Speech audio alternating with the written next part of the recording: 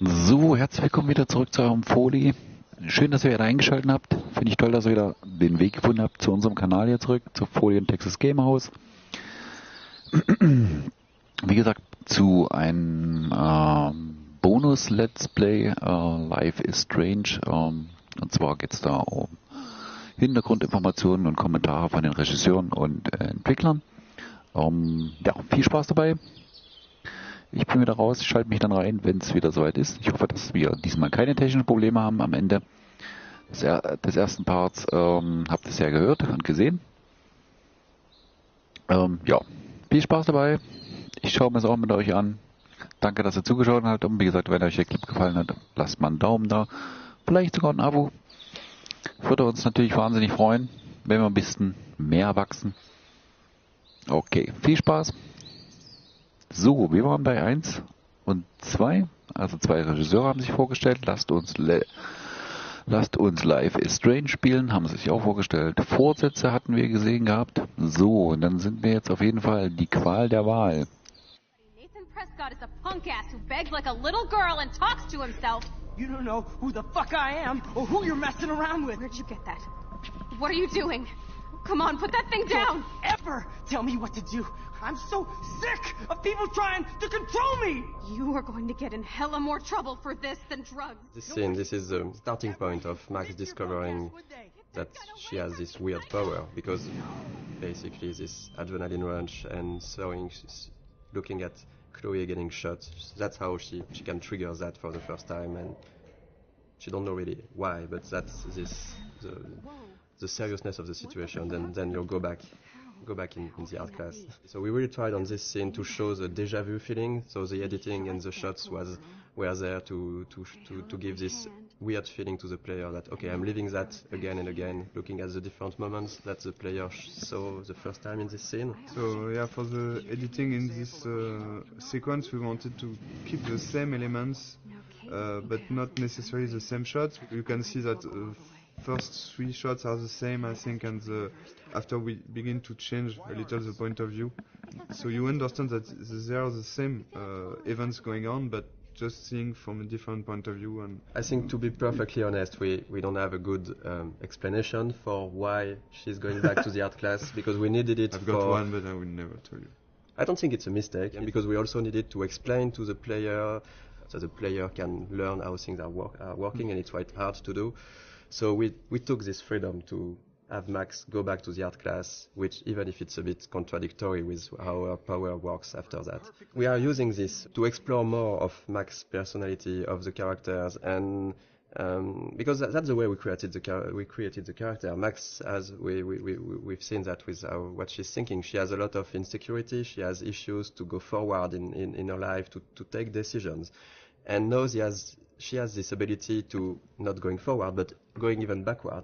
So it's an interesting storytelling device to question with her character and with the player, of course, to question choice and consequences, to question fate, to question really interesting issues. I think Max would never have changed as much as here in our story without this power and without this sci-fi element. So it puts the player in a very interesting position, because she will ask himself why he's doing some interaction. He can undo the interaction and try something else, but also Max, by doing this, will ask herself, am I doing the right decision?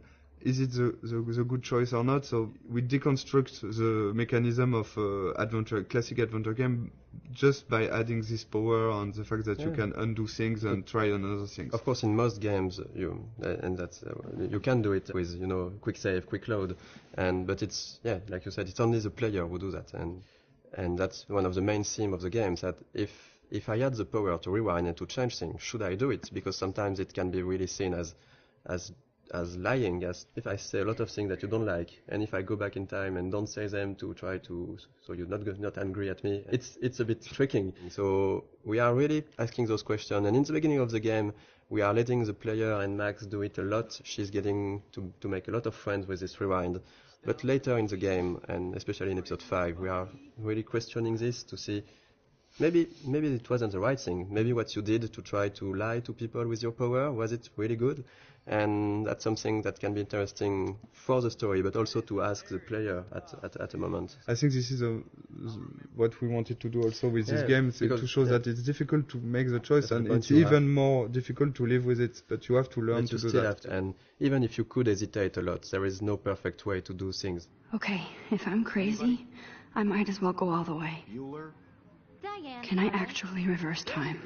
So that's basically that the first time the player will actively rewind. So we have Max thinking that, okay, I just got back in time. I'm in the art class, and so that's why we made her break her camera, because we needed to have an element that the player will see that we will rewind. So we can really explain how do you rewind. So Max broke her camera, and then she's thinking, okay, if I got back in time, maybe I can try to do it again and revert that. So that's the first real rewind the player is actively doing.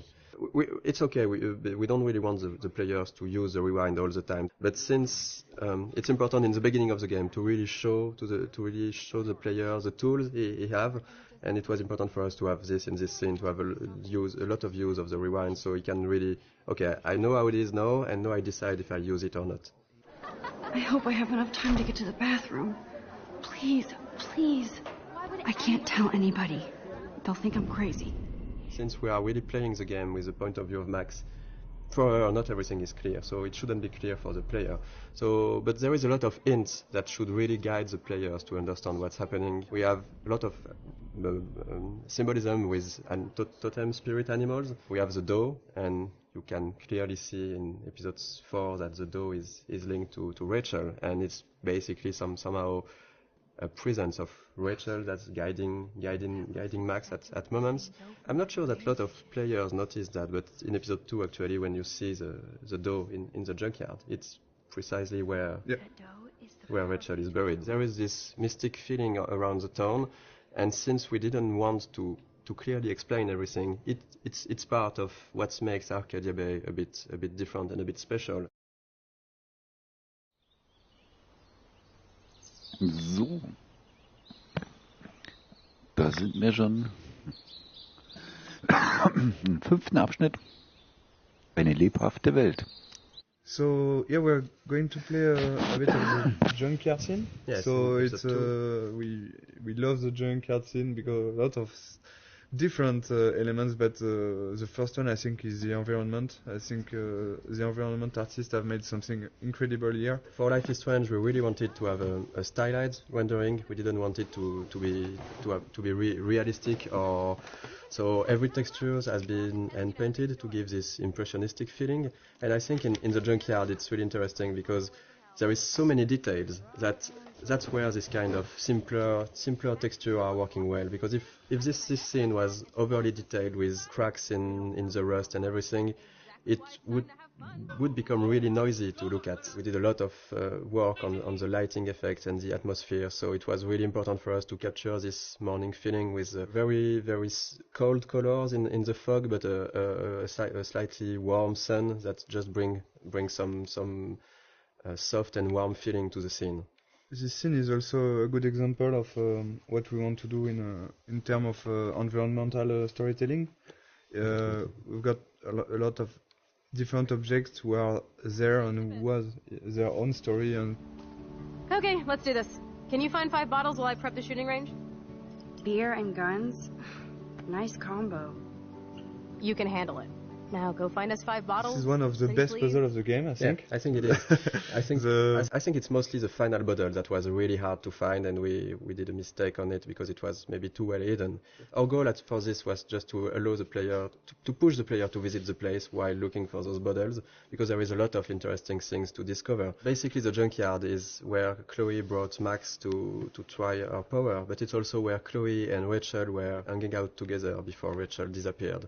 So this place here was this small hideout for Chloe and Rachel, and we tried a lot of what we did in the whole game with the environmental storytelling can be seen here, because there is a lot of everything that we really like to tell with the environment. It's a good way to of course, to show more to the player. So it's also to give rewards to the player who want to know more about the characters and who is curious, because you can do this whole scene without looking at every details, but there is some hidden stuff. This one is harder to find.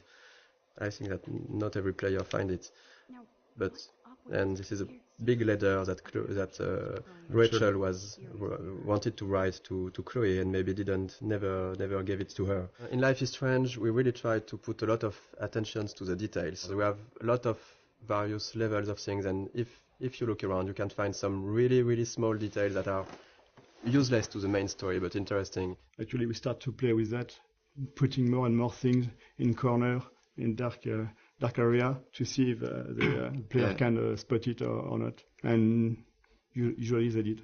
They noticed things that we thought they could not notice. Like on a shirt, we have letters that when you put in the right order, it says no fucks given, and they noticed. I don't know about this. Are you afraid of getting in trouble? Oh, boo-hoo, Max is afraid. I know you can handle this, and I'm here to guide you.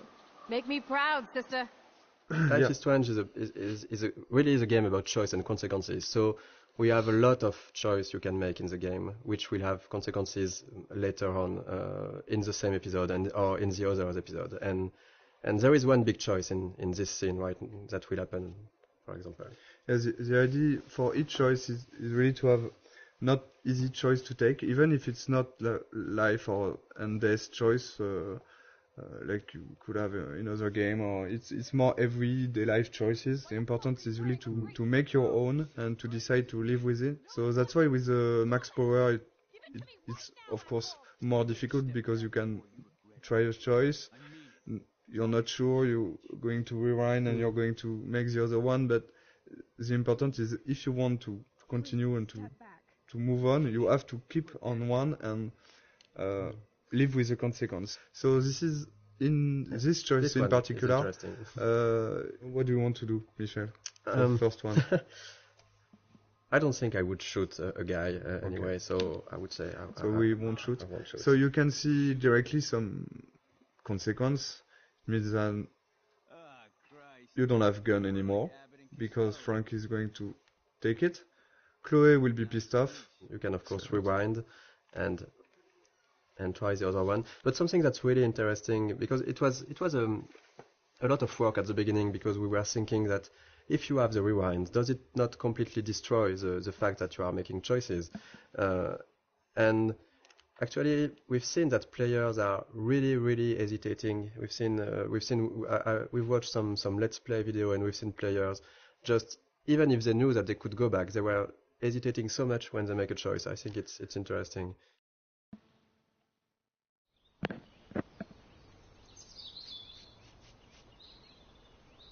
Den Moment zum Festhalten. Abschnitt 6.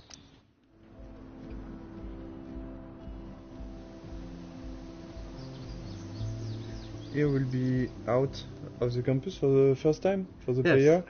So this is the first time the player will be able to use his power when he wants. He can do before, but there is no so many interaction and puzzles. Here we really wanted to have a lot of different things to do, talk with people, use the power just to see fun stuff. But we use this kind of environment for the players who like to take their time and just to talk to characters, to look around. It really gives a sense of presence to Max, to the world. The important aspect of the game is really to give some rewards to the player who want to do that and want to take his time. So with this kind of sequences, for example, we give what we call a reward, but in fact it's just new element of the game. For example, here you will have new layer of music. You can hear some new layer of music. You will have all those camera shots that you can't have inside the classic walkthrough and classic gameplay in third person. So this kind of beautiful shots you have only because you have chosen to take your time and to sit on the fountain. So the music, the shots, and of course the voiceover of Max also at the beginning. We hear what Max is thinking just here. So this kind of rewards will push we think the player to do that again and again. So this is really something we wanted to have. In this game, it's always feeling a bit like what Max is feeling, and it was we really wanted to focus on those moments. It was really capturing the moment when you can really take your time to reflect on yourself, and that's what Max is doing in those scenes. That's something that not a lot of games are doing, to let the player take his time, because in a lot of games it's just like you need to go forward, you need to go to this checkpoint, you need to do this and this. Since the beginning, we wanted the rewind to be a tool that the player can use when he wants, where he wants. It won't be scripted rewind sequence, for example. On a technical point of view, you have to record all the different things that happens in the scene. Since you can rewind time, you can basically be at any part of the scene at any moment you like. Designing puzzles with the rewind was very, very hard. When you think it's done, you think you've seen everything about it, you think the situation is in place and is going to be working well. There's always this tiny little thing that's fucking it up. Those elements are not really deterministic, so when you rewind, you're not sure that you will be able to restore the particle system in the same state. Seriously, do not forget I need those papers before tonight. Like now. Thanks, Sherry. And this is the dormitories. This is also something that was interesting for us, is to talk about dorm life. We wanted to use this setting because we can really talk about social issues, like the girls have their room. Do you really like the people who live next to you? How the relationship are working inside the dormitory? Like right now, it's interesting is you have different music that can come from the different rooms. It's a really interesting setting to set up a lot of characters easily. Here the idea is really to again have this believable universe of the students. We have to focus on what we want to tell and what we want to develop. In each episode, Alyssa is getting hit or in danger by something, and you can decide or not to use the rewind power to warn her and to get her out of trouble. And again, I think it's links to also the Kate story and this kind of stuff. It's not just here to have fun. It's also to talk about those difficulties you can have when you could be someone like Alyssa and having this kind of problems. And it's always a way to find the little details and little elements that will bring more to the characters, how we are defining them, without sometimes telling too much. So this is the same actress as Chloe. Yeah, the two main actresses who are playing Max and Chloe did also the other students, and so there is some of Chloe inside each one of them. You can see Max and Chloe here. The body animation is done in motion capture on this project. We've done a lot of shooting in motion capture with French companies. The two main, so Max and Chloe, like for the voice actor, in fact, they are always played by the same actress, Serena and Gabrielle. So all the body language and the body animation you will see in the game are done by them. And so in each scene we discuss about the scene with them, and they add some. Both of them, they have given something to the character, even for Max, because Serena was a bit shy at the beginning of the project, and at the end of the project she was different, and we can see the evolution of Max inside her acting. So who did you tell? The principal. But he didn't seem to believe me. The principal? Are you still 12? That drunk jackass only cares about cash for Blackwell Academy. Don't trust him. I didn't mention you at all. This is the first time we will really see the Max universe by discovering a room. So let's go inside. It was a really important scene for us because you're playing as Max in the game, so you already start to know some about her with what happened before in episode 1. But when you enter her room, it's really her universe. It's everything in this room should describe her, who she is, why she is like this, and speak a bit more about her past. There's quite a lot in this room, in fact, compared to the... Because we tried, I think, episode after episode also to focus on different things, and we can't put too many objects in a room. If you want to play a character for 5 episodes, you need to invest in this character, and all those kind of details and were really important to to make a connection between the player and Max, to learn a bit more about what she experienced before, and maybe also why she is how she is right now. Something we really wanted to have with Max's room is also to have a great contrast between Max and Chloe. So it was really important to have those two characters. Max and Chloe are really different. They are quite opposite at the beginning of the story. So we wanted that her personality and also her universe, her rooms reflect that. And we took for Max this sort of softer colors. We have the pink in, I think her bed cover is really soft. You have the small cushions with the flowers, the teddy bear. We've got a lot of different environments in the game, but we wanted really to be able to revisit the environments and to have other scenes taking place in the same environments, but telling different stories and telling different sequences. So, for example, in this room, when you go back here in the house, in the alternate reality, we will find an empty room of an empty Chloe room, and you have been here so many times before the episode 4 with Chloe, having fun with Chloe, listening to music. Yeah. Going back here without anything, you will directly see what you've lost and what this another reality means for Chloe and for you. Max, try to find the light for the pool. I want to see the sharks. Otters don't like sharks. They bite. So do I.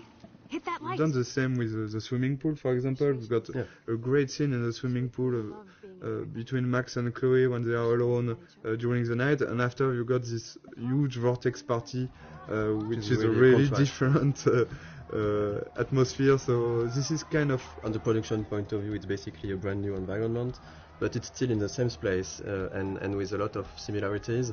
So it's really important to show.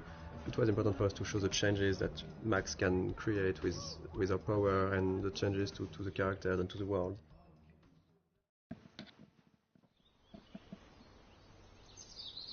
Okay, nun zurück zu Clip 7, soziale Themen. Viel Spaß dabei. Me and my mom like we're your family platoon. Hey, leave Joyce out of this. I wish you'd leave Joyce, like now. Seeing this kind of family violence, and it's something you can have encountered as a player. I think we all know some people who got some difficulties, and you can have by yourself also. Here, the choice you're going to take will have consequences on the relation between Max and Chloe, but also on her father.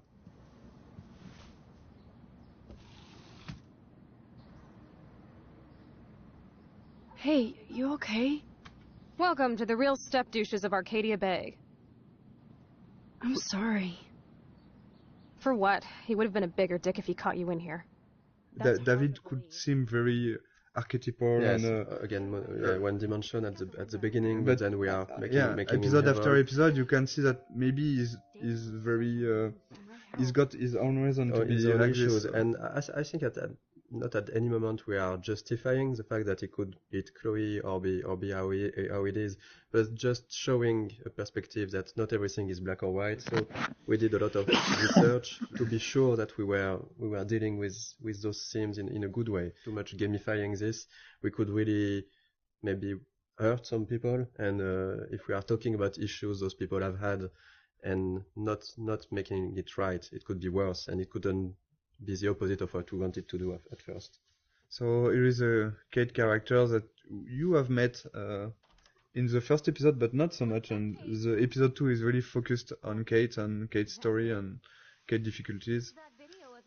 So, but this scene is a good way again to how we try to advance the story about Kate, but also try to show more of the other characters, Victoria and Taylor. So we are continuing of what was shown about Victoria in episode 1, like of course that she's really a mean person, that she's harassing Kate because she makes fun of her, and so this kind of scene, yes, is we are really trying to advance the story, bring out more of the characters, and of course there is great cameras on it. All over my face. Max Selfie thought she was a badass taking that picture. We wanted really to talk about all the cyberbullying, the fact that it's quite difficult for a teenager nowadays to be connected as everyone is now. I think everyone has got a phone, is connected always. We are using the text message a lot, and we are making fun with that. So we are really thinking about both sides of the social media. But on the other hand, you've got this dark aspect of internet, which could be really difficult to live. I think a lot of players could recognize some of them inside Kate, and we've received a lot of letters from players who say that help us also to realize what they've been through. Yeah, we wanted to have this scene since the beginning. We are quite happy that we managed to keep it, and work with Square Enix was great for that. We managed to keep a lot of difficult scenes like this one. It's not only about talking about the themes, it's also to be sure that it's anchored inside our story. And here, of course, this experience and the Kate story will push Max to think about her power, to think about the consequences, to think about the relation with other characters. That's actually the one time in the game where Max's power fails her. So when you arrive on the roof, you are really by yourself. You have to talk Kate out of jumping, and this was also the second part of what we wanted to do with this theme, is to show that if you care to the people you like, you can help them, and that's basically what Max has to do at this moment, is really to care about Kate, to show her that she knows her, that she's her friend, and to really take out of jumping. I think that's something that was interesting on writing all these scenes, and is even in episode 1, Kate was written as somehow as some type of archetype. She's a bit religious. She's for abstinence. She has this basically pro-life ideas. So maybe some of the players could think that she's boring character, but the way we evolved her and write her in the other episode, we really wanted to show that even if you go past the first appearance of someone, that's something that you might feel not interesting or different to you, you can find really good things and interesting things in each person. And I was really happy the way that the community reacted to Kate as a character. We didn't want to gamify this kind of scene. We still have to have rules for how the things, even if it needs to be really in the background and for the player to not to see those rules. But in the end, we still need to create the scene with the scripting and a way to make it work. So it was really hard to find the good balance to make it feel the more transparent as possible for the player, and just find a good way to have the feeling that it's really a dialogue between Max and Kate. And it was a really hard one to write. There is a lot of branches, there's a lot of variations, and I think even in the voice recording it took a really long time. It was one full session just for Hannah and Diane, who plays Kate. It was really important for us to keep this going after in the other episode, and not just we have done the scene and so no, we go to the following of the game. I'm going to be here for another day until my family comes out to visit. How are they treating you? Like they need to protect me forever. They're so upset, and I know they feel guilty even though they didn't do anything. I was surprised how many we wanted from to talk about this theme of euthanasia, but to find a way to talk about it that would be respectful for any sort of position, because it was really important to not try to say this is right, this is wrong, and to let the player really see how he wants to play this scene at this moment based on what he felt for the situations, for Chloe, for her parents and everything.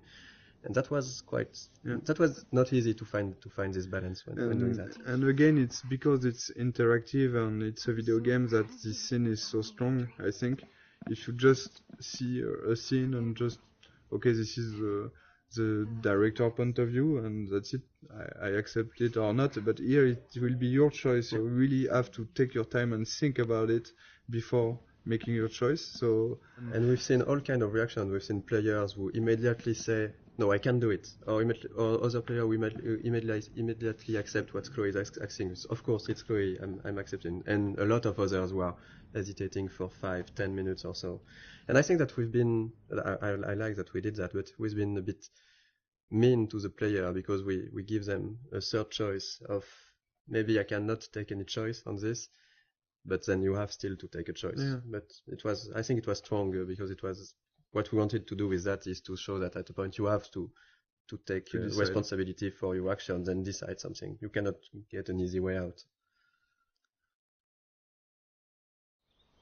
So ist das also gewesen. Aha. Okay. So, und da haben wir noch es richtig machen.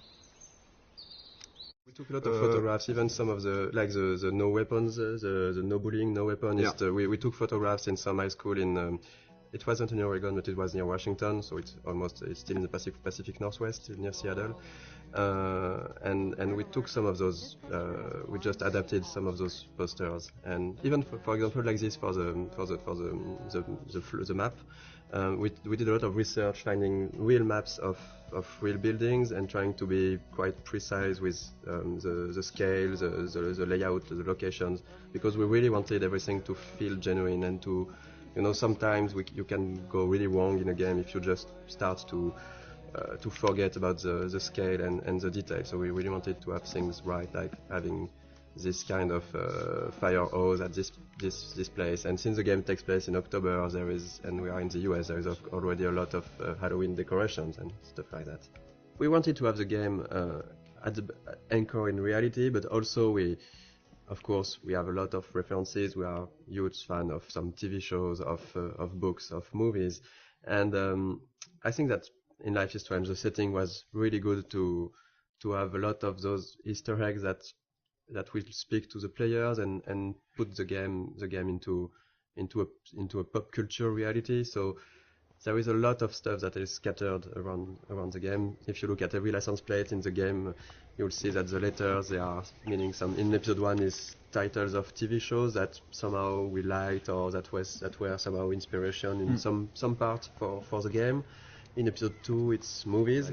In the dormitories, you have the room which Red Room. Someone wrote Red Room on the slate. It's the number of the room in Shining. Yes, and so it shows that we love us as developers the movie, but also that the characters in the game, of course, know about this movie because it exists in their real world and they are making jokes about it. We knew that we had to hire an American scriptwriter. We sent some tests to few writers that were recommended and we knew, and Christian Divine, we had a Skype with Christian. After maybe 2 minutes, we all knew that it was going to be him. I had this kind of vision of him in the office working with us. Since we've chosen him, he was at 100% and even 200% in the project. With us, he completely understood what we want to do with the characters and with the story and with the different themes we wanted to talk about. During the motion capture session, we asked the actor and the actress to, when they meet, Max and Warren meet the first time here on the parking lot, we asked them, they were trying to kiss themselves, but you can't do that in the United States. In fact, as French, we were thinking that it's cool, they are going to kiss themselves. Warren tried to kiss Max, but kiss Mac on the we never done that, so we changed after a discussion with the writer and a lot of friends. We said, okay, yeah, we should switch to a hug. So we changed the animation to have just Warren try to hug Max and not kiss her. And yeah, this is a kind of mistake we can do as French people. So we have to be very careful about that. And it was really good because in France you can. Yeah, in say France, hello by kissing a girl like this, by just having a peek on the cheek, and not in the US. Yeah. And this is the kind of stuff where having an American writer was really needed. We made some other mistakes, like on this parking at the beginning we had the parking spots which were really small, and Christian said to us that this is not American parking spots. In the US you have large parking spots because we have big cars, so we changed that. And we did that for various things, like sometimes a sign were not at the right position or something that was not perfectly true to reality. So, Chloe's house. This is the very, very first scene we've made for the game. So this is really the scene that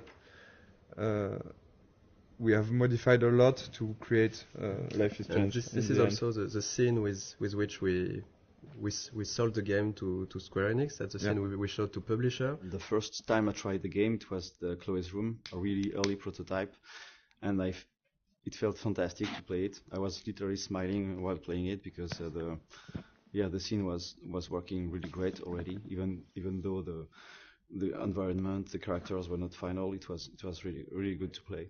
And we decided to use this scene because every mechanism is here, but there's also a scene that shows really what Life is Strange is, because it's a story about those two girls trying to reconnect. We had the two main characters. We had strong issues with what happened with David later. So we have the environmental storytelling when you're visiting a different part of the house. We have Zen sequence. It had the feeling that we really wanted to push for the game. This slow-paced, nostalgic feeling. I think that this scene is really a really good one to show that in episode 1. At the beginning, it wasn't exactly like that. We got different outcomes, and so the scene which is in the game now is really different from the very first prototype. At the very beginning, it was only the arguing with David we have done in motion capture, and I've played with Jean-Luc. So Jean-Luc, you were doing Chloe. Yeah, I was playing Chloe, and Jean-Luc was playing. No, I was playing David. And Jean-Luc is a great writer who has written the original story. So we have played all together because we didn't want to. We didn't add the money. In fact, to have a optic motion capture shooting. So we try by ourselves to have animation for the prototype, and the animation is quite ugly. The characters also are the ugly. first version were ugly, and there were at the beginning no textures. We had version with only the grey characters. We were really weird without hair, so we had a hairless Chloe. And I think Max is quite frightening. The smoke and all the FX elements, they are made following the same idea as non-realistic, but it looks like undrawn smoke a little. But it's really really beautiful, and our FX artist has made a lot of FX like this. We can see also the wind outside. The wind effects are really beautiful, and we tried to be as close as possible of the concept art. Like ideally the game, we wanted it to look like some sort of animated concept art, and I think it's really the 3D environment artist and the concept artist, they did a really great job on that, because if you look at the concept art for this room and the 3D final scene, it's quite pretty close. We have those low detail textures, but this feeling of light but it's a lot of details that we tried everywhere. Even if the lighting, if you look just at the light on the drawer, even on the light we have this small bending that gives the feeling that the light is hand painted. So we did a lot of work on everything, on lighting, visual effects, textures, to have this cohesive style. And sometimes the player might not completely notice it, but it still gives this cohesion to the game. Like for example, for the Chloe's house, how rich Chloe's parents are, so what kind of house they can afford. So this get painted. In concept art, we do like every room, or even the map, the floor map. In Mac's rooms, there's a lot of photos on the wall, because she likes to take photos, and you get like the bands, poster of bands, which she like. You have to feel like who they are, and just by looking at the room.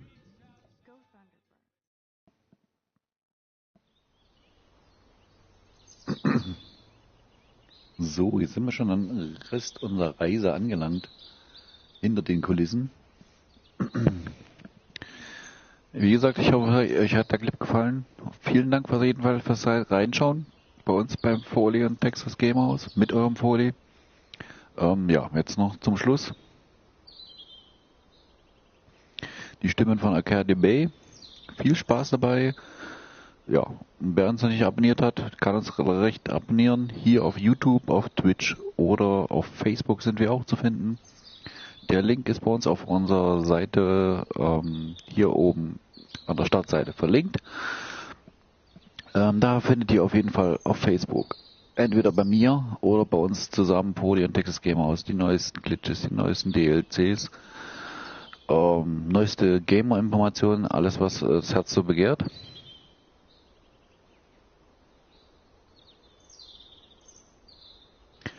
Einen wunderschönen guten Abend, Rainer. Aber gern doch. Ich denke mal, so ein bisschen Hintergrundinformation ist immer mal schön zu wissen. Dann, ja, wie gesagt, was haben wir noch? Demnächst kommen auf jeden Fall noch einige Projekte. Ich werde auch an anderen Projekten zum Beispiel mit teilnehmen. Was genau das noch werden wird, werdet ihr dann auf jeden Fall noch sehen. Dann könnt ihr auf unserer YouTube-Seite nochmal einfach mal bei unseren Partnerships vorbeigucken, bei den lieben Kollegen von uns. Da einfach mal bei den Videos, bei den Let's Plays mit reinschauen. Vielleicht auch ein Abo da lassen oder Likes da lassen. Die würden sich genauso freuen, wie wir uns hier freuen. Wenn ihr, wie gesagt, Ende des Clips nochmal einen Daumen da lasst. Ansonsten, wie gesagt, bin ich jetzt erstmal raus. Viel Spaß dabei noch beim letzten Abschnitt 9. Ansonsten sehen wir uns beim nächsten Let's Play wieder hier bei Folie und Texas Game House. Mit eurem Poli und natürlich auch vielleicht mit eurem Texas. Macht's gut. Ciao, ciao. One of the most challenging part of working on the game with an episodic format was to create those two characters in a way that would really appeal to the player. So when you arrive to this final choice at the end of episode 5, if you wanted this final choice to work, we really needed the player to grow to love Chloe, to really get attached to Chloe. So two of the biggest challenge was, of course, the writing and the voice acting to make that happen. Of course, the story was written as a whole since the beginning, so we couldn't change massive steps, but small details could be added, a line of dialogue for a character, or episode 3 when you visit Kate in the hospital, and it wasn't supposed to be here, but we've seen how people loved Kate, and we realized how much it was important to have a scene like this one. It's a way of finding the voice of the character. So sometimes you just need to think about expressions or words that one character will use and the other won't use it, and that's how you grow to like those characters. Because when in episode 3 or 4, Chloe at the moment uses the word Hela, the players were waiting sometimes for it, and they recognize that, okay, it's Chloe because she's using that. So we're working with Blind Light in Los Angeles, and they sent us a lot of different voices to listen to them, and we have to decide. So we decided with Michel, Sebastian, and the producer, and Square, which one we want. So it was quite difficult. For example, for Max, we've got like 40, I think. Yes, I guess we got 40 voices. Different castings. For Chloe, it was 30, I think, something like that. Most of the time, we were quite sure and quite agreeing on the actor. It was really hard for Max, because it's always on our mind, like, are we really sure that we're doing the good choice? Because it's so important. I don't know the number of lines she has in the game, but it's almost, I think that there is almost 14,000 lines in the game, and I think that more than 10,000 are from Max. I've never played a character that I related to so much. I have a lot of the same issues that she does with her confidence, and so getting to play someone that seemed so similar to me was really an extraordinary experience. I really feel like I'm growing with her. We'll help you. Just let me go. And the fun story is for Jefferson. The guy we choose is Derek Phillips, and after we choose him, I discovered that he was Derek Phillips, and he's actually playing one of the main recurring character in the show Friday Night Lights, which is one of my favorite TV shows. Well, this has just been really fun for me, especially coming from the standpoint where, when I auditioned for the role, I wasn't sure if Jefferson was going to be the bad guy in this. So, you just kind of came in and we would do our voiceover sessions, and he was just a cool teacher. So it was kind of neat to find out about this twist. I mean, I'd kind of heard that might happen, but I didn't know for sure if it would. So it was really, really fun to play with that. So we are really proud and happy to have Anna and Ashley for Max and Chloe.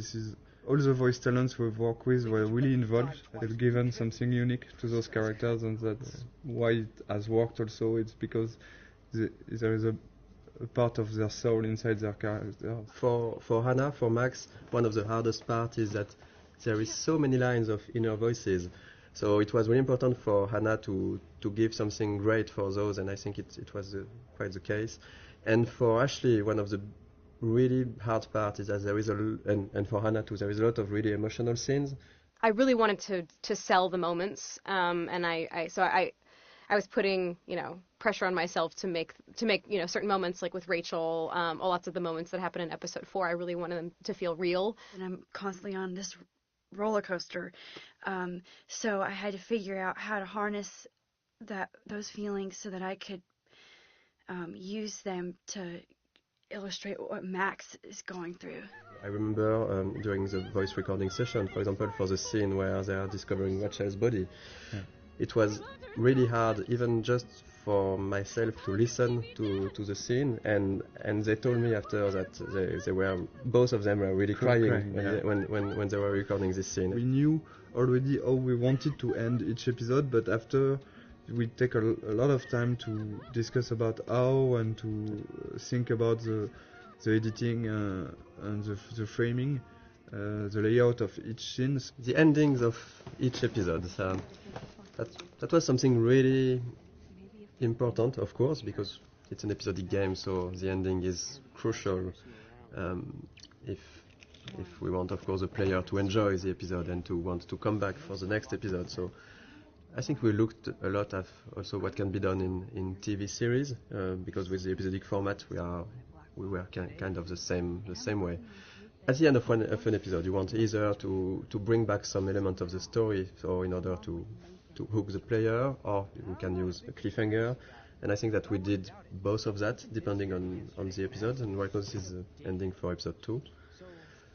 Here the episode 1 and episode 2 endings are not the same, but it's the idea behind was really to show all the characters of the games, all the main characters, and showing that there is maybe something more going on.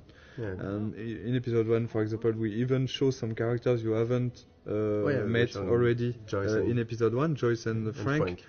And you will find them back here at the end of episode 2 in small scenes. And we really wanted those in episode 1 and 2, those ends to be like a wide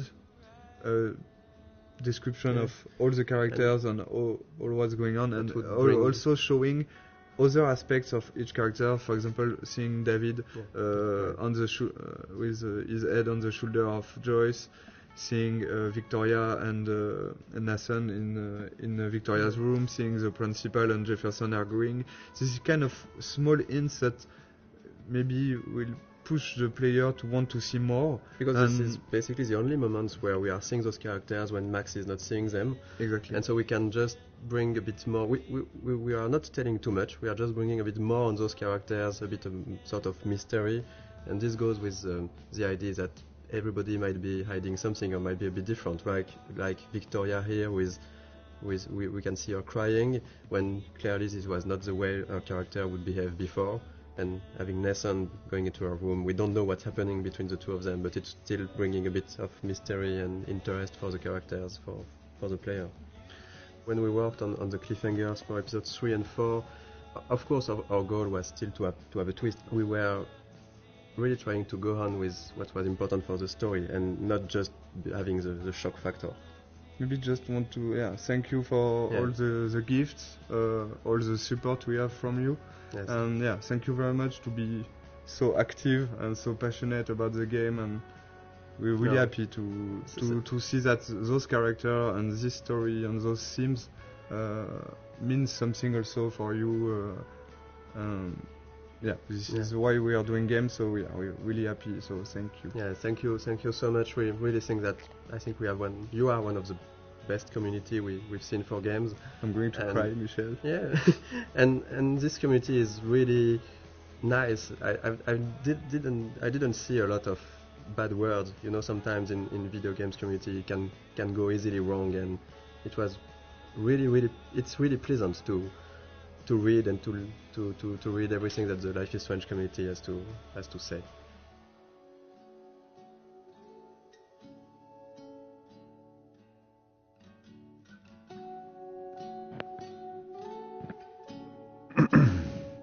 Somit verabschieden wir uns auch. Auch ich möchte nochmal bedanken, dass ihr wieder mit reingeschaltet habt. Und auch, danke für eure Abos. Auch mit mir. Ich bedanke mich auch nochmal für die so fleißig kommentieren, auch auf unserer Facebook-Seite. Dankeschön. Ansonsten sehen wir uns wieder beim nächsten Let's Play. Freue mich schon drauf mit euch, wenn ihr wieder mit dabei seid. Dann würde ich mal sagen, viel Spaß. Haut rein. Macht's gut, bis zum nächsten Mal. Auch dir, Rainer. Schön, dass du wieder mit dabei gewesen bist. Bis demnächst. Ciao, ciao.